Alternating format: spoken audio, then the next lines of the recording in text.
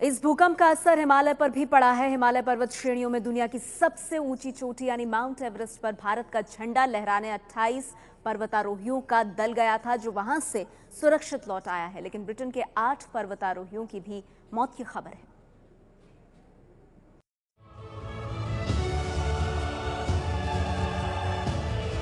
ABP news को मिली ये तस्वीर भूकंप से पहले ब्रिटेन के उन पर्वतारोहियों की है जो माउंट एवरेस्ट की मीरा पीक पर अपना झंडा लहराने का सपना लेकर निकले थे। करीब 6,476 मीटर की ऊंचाई वाले मीरा पीक को नेपाल की सरजमी की सबसे ऊंची चोटी माना जाता है।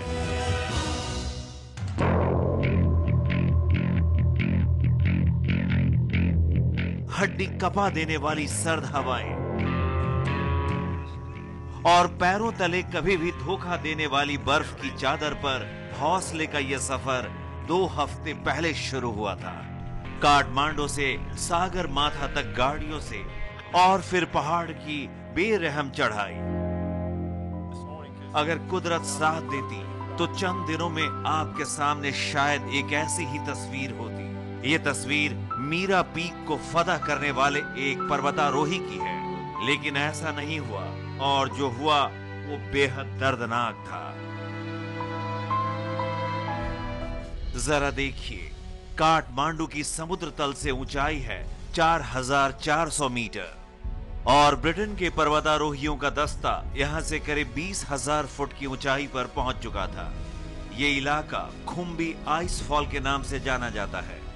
यहाँ एवरेस्ट पर चढ़ने वालों के लिए 2 बेस कैंप मौजूद हैं। पहला करीब 19,500 फुट की ऊंचाई पर और दूसरा करीब 21,300 मीटर की ऊंचाई पर। और पर्वतारोहियों ने 1/3 रास्ता तय कर लिया था। पोखरा इलाके में आए 7.9 रिक्टर की तीव्रता वाले भूकंप ने इन चोटियों को भी दहला दिया और फिर सामने आई ये तस्वीरें। ये उन्हीं पर्वतारोहियों का सामान और कैंप है जो ब्रिटेन से मीरा पीक की चढ़ाई के लिए आए थे।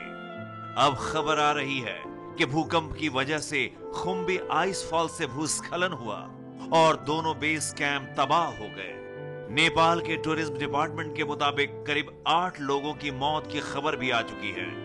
यही नहीं, पर्वतारोहियों के दस्ते में शामिल सामान उठाने वाले शेरपाओं सहित 30 लोगों के जख्मी होने की भी खबर है।